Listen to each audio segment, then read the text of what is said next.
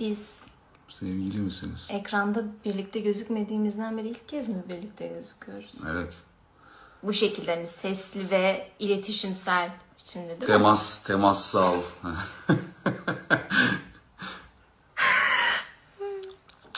Sevgili misiniz yazmış. Kuzen...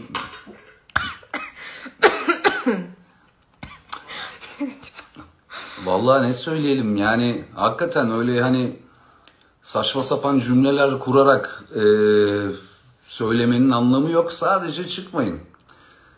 Saçma sapan cümlelerden herhangi bir kastım da yok. Neyi çıkmayın ya? Yani işte şey söyleyin bu dönemle ilgili falan gibi bir şey okumuştum. Tam okuyamadım da. Ya bence bu dönemi en verimli şekilde kendiniz adınıza nasıl değerlendirebiliyorsanız öyle değerlendirin. Yani her insanın yapmaktan hoşlandığı şeyler vardır. Kendinizi en az bir konuda geliştirebileceğinizi düşünüyorum. Size inanıyorum. Gerçekten. Evet. Ben resim çiziyorum fırsat buldukça. Güzel de çiziyormuşum. Sizlerden de Allah razı olsun güzel tepkiler aldıkça böyle daha bir motive oluyorum falan. Çok tatlısın. Keşke beni de çizsen. Bir gün çizeriz. Canım çok tatlısın. Beni de çizsene. Sevda Hanım hoş geldiniz. Sizi de çok özledik. Azerbaycan. Okuyoruz hepsini merak etmeyin. Kusura bakmayın sadece yetişemiyoruz. Evet o çok kadar. hızlı iniyor çünkü. Yani bu ekranın o kadar hızlı değiştiğini, ne kadar hızlı değiştiğini size anlatamam şu an ben cümlelerle. Tabii ki de gösteririm. Bakın. Şuna da bakın. Bilirsiniz, severiz küçük güzel iltifatları. Bunu da çizelim artık. Beraber yemek yapıyor musunuz? Hayır. Özge yapıyor, ben yardım ediyorum. Elimden geldiğince. Tabak taşıyorum falan böyle. Allah razı olsun canım Yok benim. o kadar da değil canım. İyi de Tabii öbür canım, hakkını onu da- yeme. Yapıyoruz onu da yani. yapıyorum. Elimizden geleni.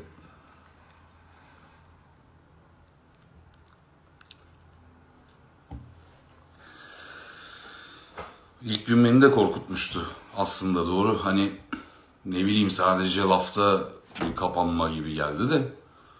Yani sonra baktım hakikaten toplum olarak da yani bilincindeyiz durumun. Bu güzel.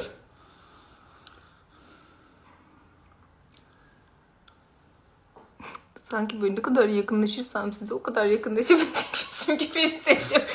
Arkadaşlar teknoloji gerçekten çok değişik bir müessese yani. Evet. Şu an bunu çözümlemeye çalışıyorum hala. Evet. Ekranın ne kadar gerisindesiniz. Bu muhtemelen birazcık izlediğimiz dizilerin, filmlerin etkisinden de oluyor. Böyle sanki çok uç teknolojiler var ya bazı dizilerde, filmlerde. Amin hep birlikte. İnşallah her zaman çok mutlu, Her huzurlu, seven sağlıklı mutlu olalım. olsun. Aynen öyle. Ne zaman? Kim daha çok evde çalışıyor? İkimiz de çalışıyoruz. Aynı, eşit, Evet. müşterek.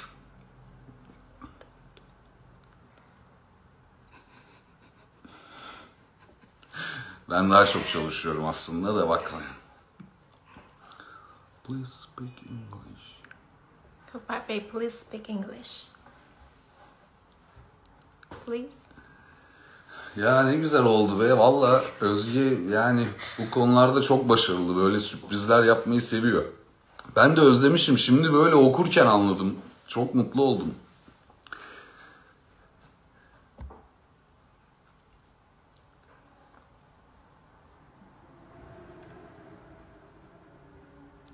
Tabii bu kısmı birazcık hoş olmuyor. Durup bekliyoruz, bakıyoruz böyle.